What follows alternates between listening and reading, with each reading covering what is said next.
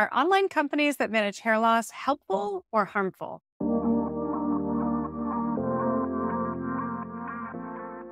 I'm Blake Brooks. I'm a board certified dermatologist and hair specialist. And on this channel, I talk about all things hair with some things skin and beauty thrown in too. If that sounds like content you're interested in, please like this video, subscribe, and hit that notification bell so you don't miss any new content. Today, I'm going to continue my series of videos looking at recent research related to hair loss and hair treatments. I'm going to keep the videos brief so you can get all of the information without having to do the digging. The article I'm covering today is about online companies that manage hair loss. Think companies like Hims.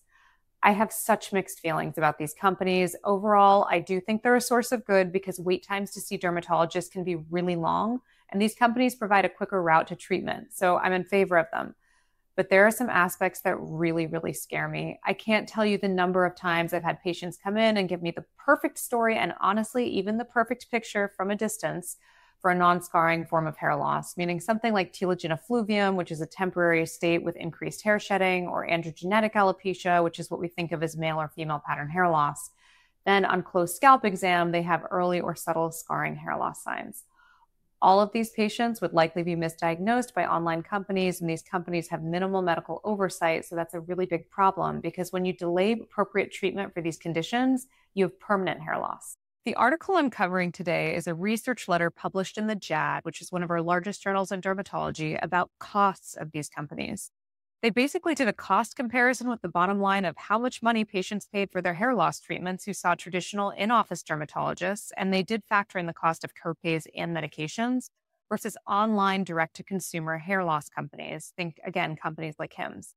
The study showed that costs were generally higher to patients who went to the online companies. The study wasn't perfect. There were areas where I think they likely over or underestimated costs. For instance, they assumed patients being seen in a dermatology office were having annual visits. I generally see my hair loss patients every 6 months until things are stable and they're on a good regimen. They likely underestimated costs for healthcare appointments. They also assumed that everyone who was being seen by an in-office dermatologist was paying out of pocket for medications with no insurance coverage because coverage varies and they couldn't otherwise estimate well. So they likely overestimated costs here. Overall, I do think it's interesting regardless, because I think patients generally see these companies as a cost savings, and that doesn't appear to be the benefit most of the time. The benefit is access, which is a true benefit with some caveats.